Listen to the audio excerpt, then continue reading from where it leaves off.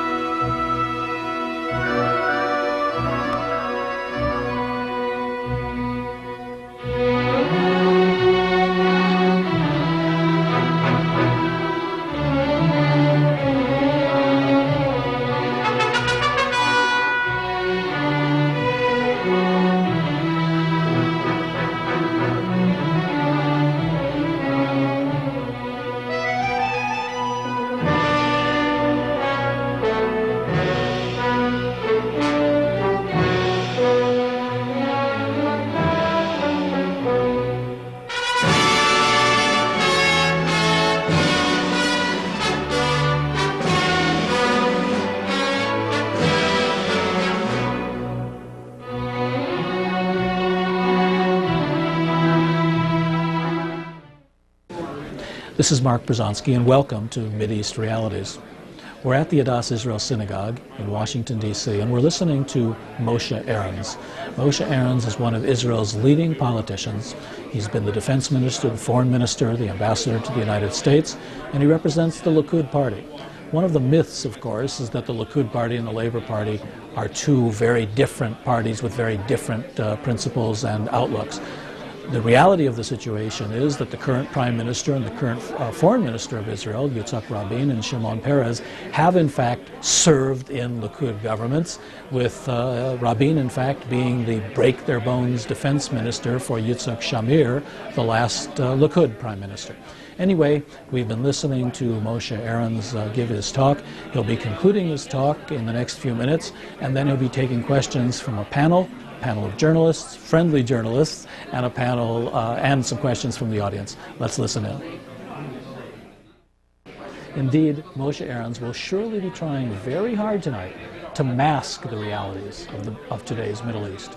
So I'll occasionally try to interject a few correctives of my own as we go. As many of you in the audience probably know, and certainly as everyone in the panel knows, since 1967, that's now, 27 years, every important visitor to Israel was taken up to the Golan Heights in order to be shown, in order that he should see with his own eyes that this was an area that was absolutely essential to Israel's security and that Israel could not give up.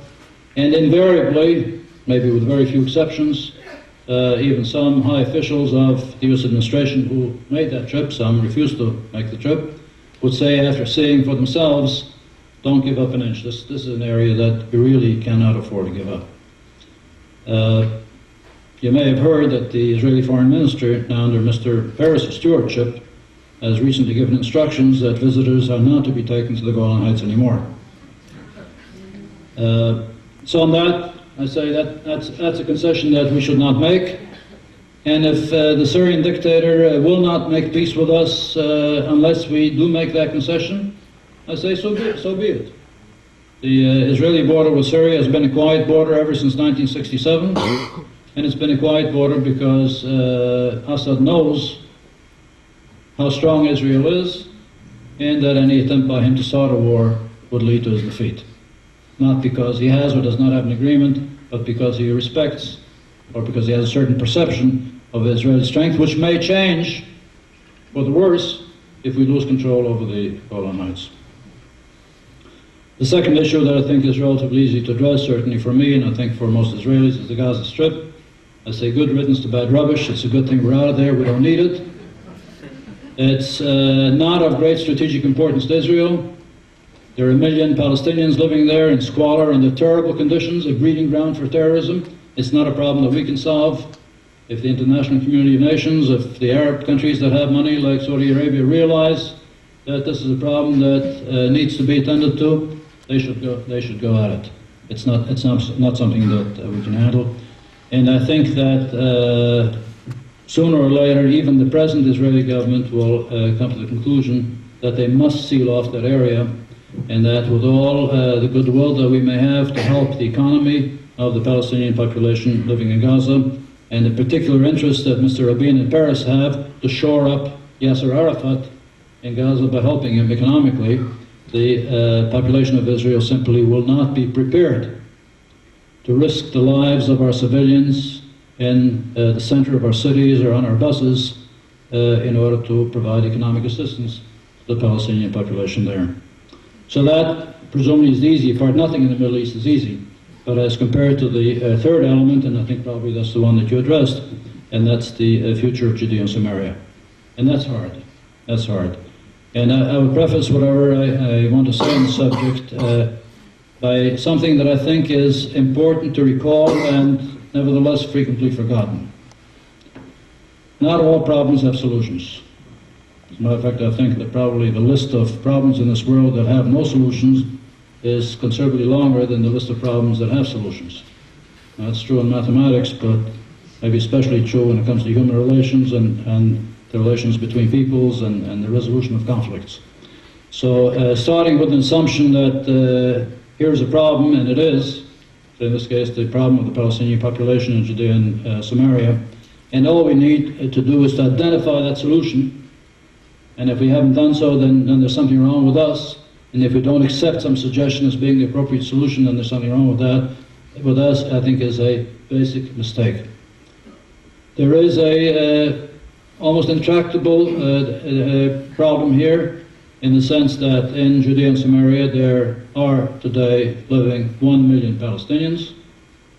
Also, by the way, 140,000 Jews. They represent more than 10% of the population. They travel the roads daily. The children are being bused to school daily. Aside from the 140,000 Israelis who live in the area, hundreds of thousands of Israelis travel through the area for one reason or another. Everybody that travels from Tel Aviv to Jerusalem on the main highway passes over the Green Line, whether he knows it or not, or enters the territory of Samaria. Anybody who takes the alternate northern route, which today is a superhighway, just like the main highway, goes 80% of the time through Samaria. And this territory, unlike Gaza, lies right in the heart and guts of Israel. It is essential, in my view, to the very security of Israel. It borders on the population centers of Israel, on Jerusalem, on the outskirts of Tel Aviv. The meaning of this, by the way, is becoming very clear even to the Rabin government, in the sense that they don't seem to be prepared at this time to implement the second step of the Oslo Agreement, namely doing in Judea and Samaria what they did in Gaza, pulling out the Israeli army, or redeploying the Israeli army and turning it over to the PLO police force, in quotation marks. Hardly anybody in Israel is prepared today to envisage the implementation of that, because they're not prepared to envisage the predictable consequences of that happening. So what do you do with a situation where the control over the area is essential to Israel's security? Nevertheless, there are 1 million Palestinians living in the area who are not citizens of Israel, who don't want to be citizens of Israel, and who most Israelis do not want to be citizens of Israel. I have no quick solutions to that. I think it's a problem that needs to be worked, with attention being given to the plight of the Palestinian population, to their aspirations, but in no way neglecting the security needs of the State of Israel. Some indication of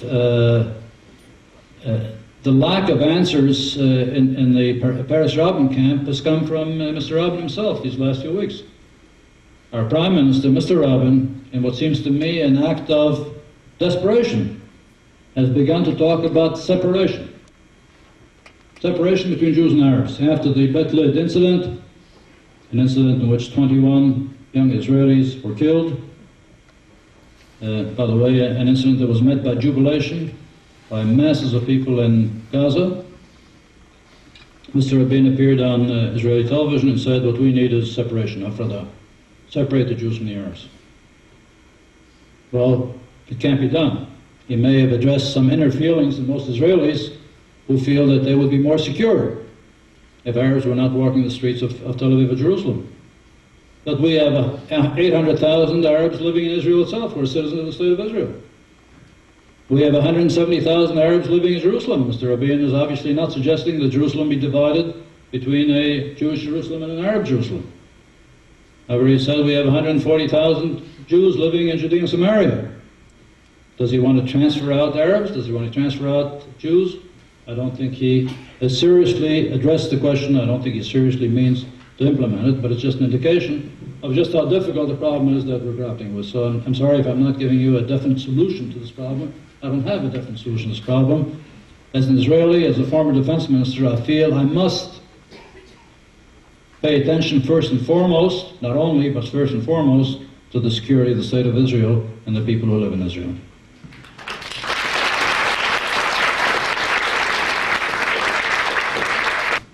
I think the other people on our panel, there's no particular order. I'd love to just follow up on John's question. And this has to do with, in the interim, I mean, in the near future, if separation is the answer, then what do you think should be the modus vivendi between Israelis and Palestinians? For instance, if you were advising Prime Minister Rabin right now, who is going to be Prime Minister within another year, I mean, what should he do right now, both in the negotiations itself, the whole Oslo process itself, and in terms of just day-to-day relations between Israel and Palestine? Well, at the risk of repeating myself, I think the Gaza Strip should be sealed Yes. off. I know that that's difficult, it's tragic for the population living there, but I really see no other alternative. I think as regards Judea and Samaria, it should not be turned over to the Palestinian police force. I think that would have tragic consequences. I hate to predict the worst, but it's bound to lead to a tremendous increase in terrorism and victims of terrorism, and would probably stall the whole peace process for an extended period of time. So that's a problem that I think simply needs to be worked, and time has to be given to work things out there. And as regards the Golan Heights, But for instance, you have said that you don't think Yasser Arafat, and certainly he's not been elected by the people on the ground. How might an Israeli government engineer the circumstances in which an election could be held when, as I understand it, the Palestinians refuse to hold elections, or the PLO certainly refuses to stand behind any elections as long as the police force is there? I mean, there's this sort of stalemate. I think that's probably not the real problem, and if the fact that, say, the Israeli army has a presence in the area, and I think if for the moment you ask yourself the question, if elections were held amongst the Palestinian population, under what circumstances would they be free and democratic, or more free and democratic? In the presence of the Israeli army, or would the Israeli army pulled out? I think the answer is incontestable, in the presence of the Israeli army. As a matter of fact, if the area is turned over to Mr. Arafat, I think we can guarantee that these elections will not be free and democratic elections. The Arab world generally doesn't have a tradition of free and democratic elections, and Mr. Arafat certainly has no experience, and I think no desire in carrying out free and democratic elections. So that's not really the obstacle. The obstacle to having free and democratic elections is Mr. Arafat and the Hamas, the fact that there are elements amongst the population, organized elements in the population, who terrorize the population. During the period that I was defense minister, I tried to move the area towards holding elections because, as I pointed out in the peace initiative which I authored as foreign minister, we wanted to negotiate with the elected representatives. And the problem that I faced in bringing about democratic elections was that people were afraid. People were afraid to be candidates. I would talk to intellectuals. There are lots of bright people with leadership potential amongst the Palestinian population, and I would say to this or that man and woman, would you be ready to be candidate? And he would say, no, I'm afraid my wife won't let me. They're going to kill me. And it is that problem, which is not at all easy to overcome, but it is that problem that has to be overcome in order for elections to be held, which I think are an essential element in moving the peace process forward. Now, any encouragement that's given to the PLO, such as the encouragement that was given by the Bush administration to the PLO at a time when we were trying to move towards elections in the area, of course makes the holding of elections difficult, if not impossible. Because when people in the area, when Palestinians on the ground see that Arafat and his people are getting support from the government of the United States, why should they stick their necks out to run an election? Likud had its hopes pinned for the longest time on King Hussein. He came through, but too late for Likud. And you, I think, had trouble defining, and maybe you didn't want to define, what these elections would lead to, because on the one hand, you spoke of Israel, I mean the government, the Likud government, spoke of keeping Judea and Samaria. On the other hand, doing something to give Palestinians an expression of autonomy. Having seen what you've seen now, where would those elections lead? Those people are still citizens of Jordan. Do you see some sort of a division on a loan plan? Do you see the Palestinians, just having municipal control, but Israel retaining sovereignty? Can you look down the road a little bit, again, seeing Likud coming back, which doesn't seem impossible? Seeing Likud coming back, and again, you'll be calling for elections, and the question is going to hit you right smack up front. Elections to do what? The primary point of elections, in my view, was and continues to be electing representatives of the population with whom we can negotiate. And as I said before, if it turns out that the elected representatives do not want to negotiate or do not want peace with Israel, then that, to some extent, will simply be an affirmation of the facts that exist on the ground, that the population is simply not ripe to make an agreement with us. But you mean peace without stating? Pardon? You clearly mean peace without stating. Well, so now you're asking me, what if it turns out that the elected representatives are prepared to sit down and negotiate with us? What would be the final results of those negotiations? I think it would be pretentious of me to try to tell you what that would be. It's far down the road. I've already said, how difficult the situation is that we're facing. I think it would have to move, first of all, in the directions of municipal leadership and municipally elected officials who would run the large cities, large Palestinian cities in the area, like Nablus, like Tulkarem, like Al-Qilya, and then we would have to see where we go from there. But a very quick one, but Mr. Rabin has 20 months left. Where is he, at least? Where is, unless maybe Labor will win, but he has certainly 20 months left.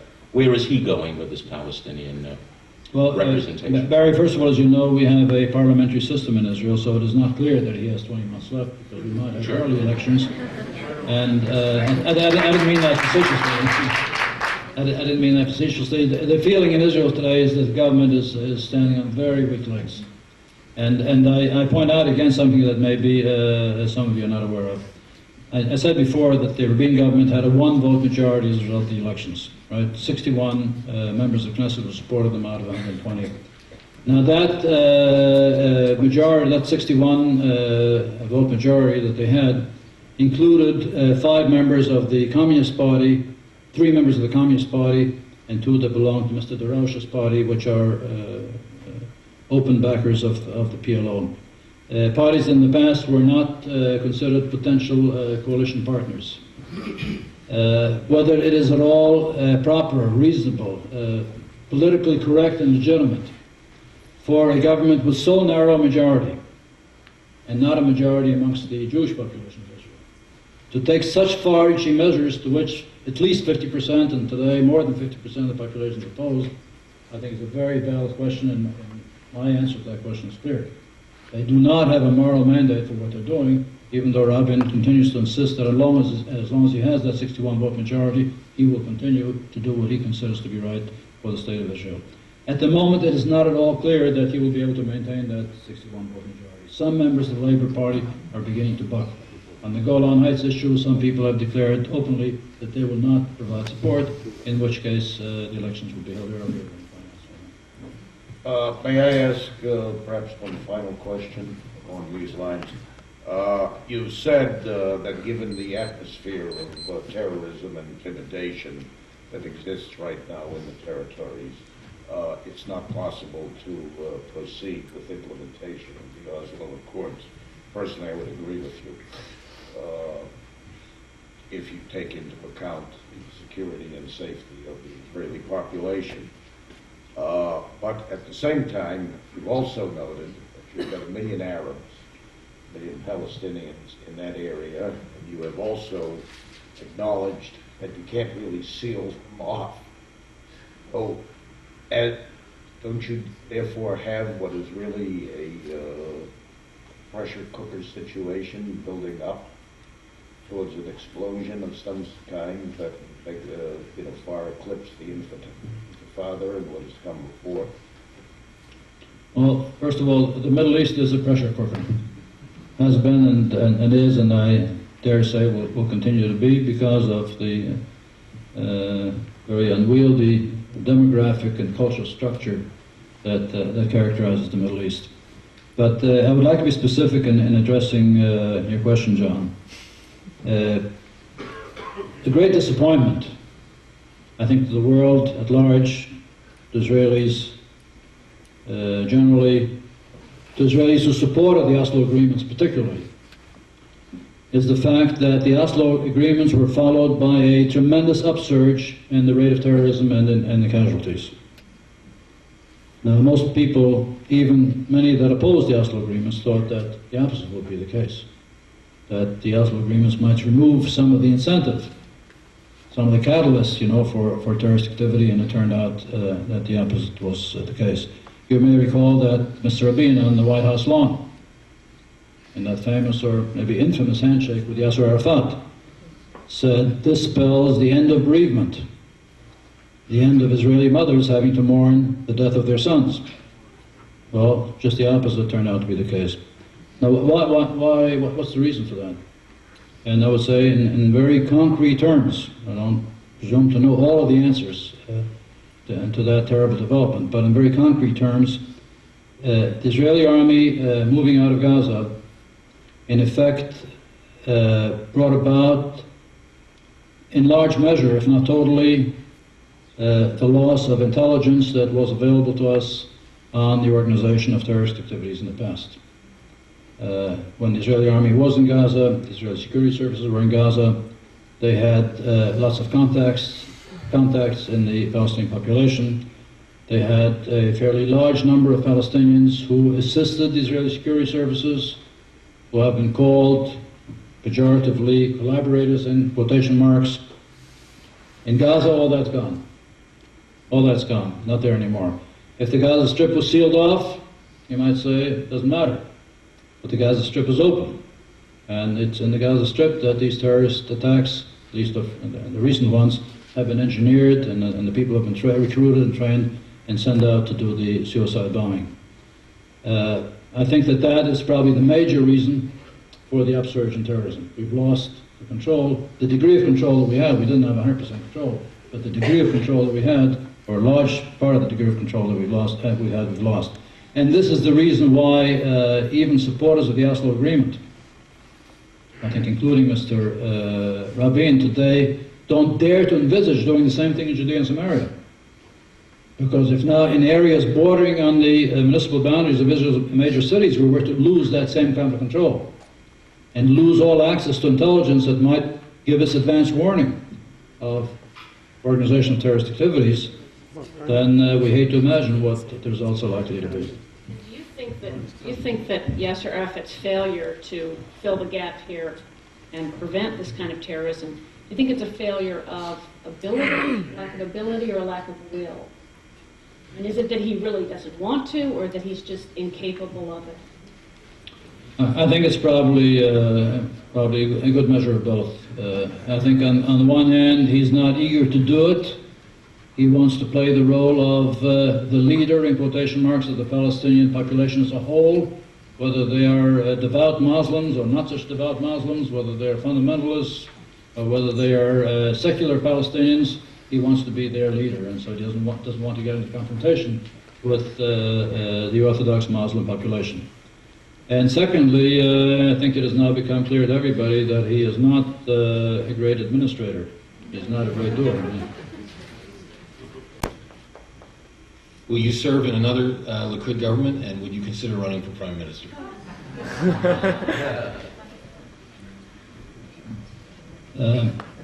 I believe in service. I don't believe in servitude. I didn't believe I deserve a life sentence. I think 18 years in the political arena in Israel, which is pretty tough. Of course, it's been a great privilege, but I think that's enough. I'm on my 7th career now. Mr. Ahrens, this is not a question arise because there's a synagogue in which I grew up and I observe the outside here twice a year. And I'm shocked by one of your remarks referring to the people who live on the Gaza Strip. You said good riddance to bad rubbish. That statement implies a sense of superiority on the part of Israeli Jews vis-a-vis Gaza Arabs. These are people who've lived in that area ever since the war, who've lived in poverty, who are very essentially lumped as victims, as refugees. And, sir, for you to refer to these people as rubbish, I think is highly offensive. Well, we had a procedure for asking questions at any round. I'll certainly give. Well, that's okay. I'll respond. And I'm sorry if my remark was misinterpreted. I certainly didn't mean the people living in the area, and I'm fully aware of the tremendous tragedy that represents the million population of Gaza. I've visited Gaza umpteenth time as defense minister. I used to go down there at least twice a week. Did whatever I could to alleviate the situation, which in the final analysis was really very little. What I meant was that it's a big burden on Israel, and it's something that we cannot handle. It's much too big on us. And so as far as we're concerned, it's best to be rid of it and let those countries that have the wherewithal and that really have an obligation to assist these refugees, let them do the job. If we can assist in some manner, we will. I know that Mr. Peres is going around the world trying to collect funds for the Palestinians. I don't think he's going to be successful. I don't think that can solve the problem. But I didn't mean it in the pejorative sense that you thought I did. Well, you may not have, but the word rubbish is not the same idea. All right. I think, David, I think you made the point. This is Mark Brzezinski, your host for Mideast Realities. Thank you very much for tuning in. Please tune in next week on this channel, same day of the week, same time, for another Mideast Realities.